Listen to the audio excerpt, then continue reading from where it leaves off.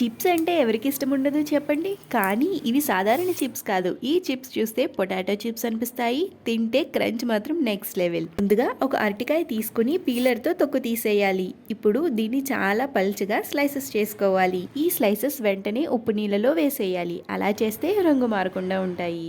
ఇప్పుడు ఒక కప్పు తీసుకుని అందులో ఉప్పు, కారం, పసుపు, ధనియాల పొడి, జీలకర్ర పొడి, 1 టేబుల్ స్పూన్ బియ్యం పిండి, బేసన్, 1 టేబుల్ స్పూన్ సోజీ ఇవన్నీ వేసి బాగా కలపాలి. అరటికాయ ముక్కలు నీళ్ళలో నుంచి తీసి బాగా తుడిచేయాలి.